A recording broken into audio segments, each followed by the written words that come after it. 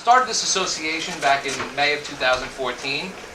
I started the company because I really wanted to have a spiritually responsible trade association for the industry that was really based around integrity and something that would really be able to allow me to cherry pick who I want to work with in this business, because I really see it as a very important business from a sustainable living point of view. And I really wanted to make sure that the people that I worked with were not charlatans, that were very credible.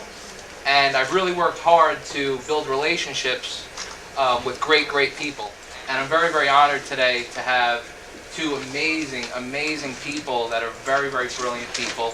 And I don't want anybody here to leave without getting a chance to say hello to Dr. Sue Sisley, who is, in my opinion, a hero and a genius, and Councilman Espinal, New York City Councilman Espinal, who's very outspoken about legalization, very outspoken about his stance for the unfair treatment of minorities here in New York City, as specifically as it pertains to cannabis. Dave's perspective, he actually owns and operates a medical marijuana collective in California, but he also owns a hemp farm. He is a manufacturer of his own CO2 supercritical extractor, and he actually has a closed loop system, and he actually formulates and finished goods within that space. An advocate of legalizing marijuana here in New York City for quite a while. So I'm really happy to be here tonight to talk a bit about where we are today and how we can continue to make progress towards full legalization in the months and years ahead.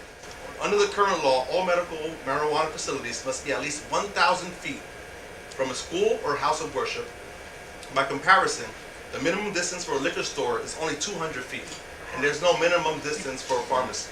But the best comeback story of last year, even after being terminated so abruptly, we ended up with a $2.2 million grant from the Colorado Health Department in a partnership with Johns Hopkins. So that was a terrific opportunity. Oh, thank you, Jeff.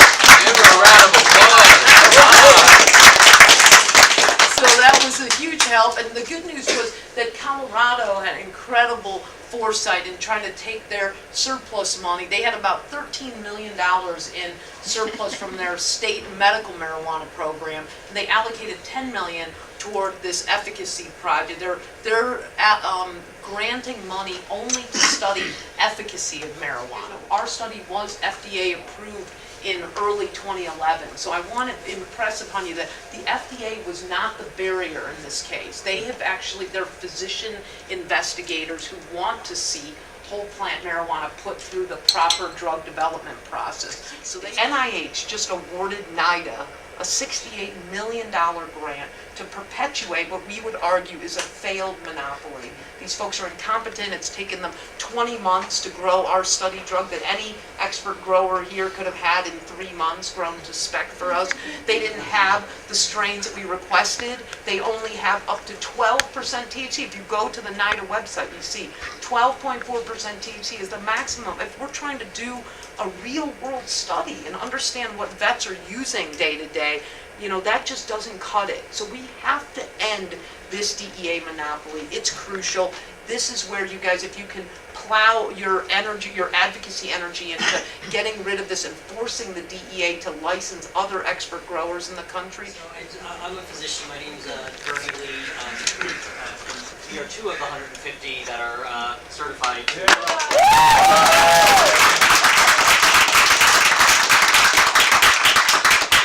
I really, you know, the work that I've heard you speak out in Las Vegas a couple months ago, so the work that you're doing is fabulous, and I thank you. And I agree that, you know, I mean, I only learned about the endocannabinoid system about a year ago. And, you know, we've both been in practice for well over, I don't know, 10, 15, 20, I don't know how long we've practiced a long time.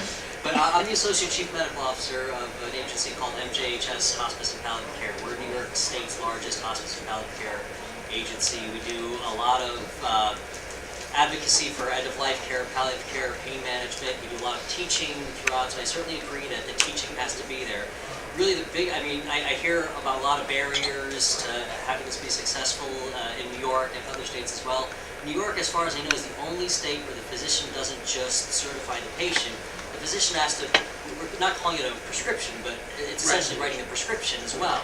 They have to say what brand, what dose, what route, how many times a day, the milligrams. I think there's a lot of interest in that field of research about the notion of endocannabinoid deficiency syndrome and the possibility that deficiency might make people prone to PTSD and other illnesses. So yeah, I think there is a good argument for supplementing in those cases, but again, we don't have data to really support that, but it's a fascinating model. As well, CBN is actually a degradation of THC, but you can actually find a good dose of THC and CBD. Those are the main two we focus, but CBN will always be there. But I would recommend CBD at night, possibly, or THC about 45 minutes for bed, and then maybe CBD about an hour even before that. You want to kind of calm your mind and then slow your body down.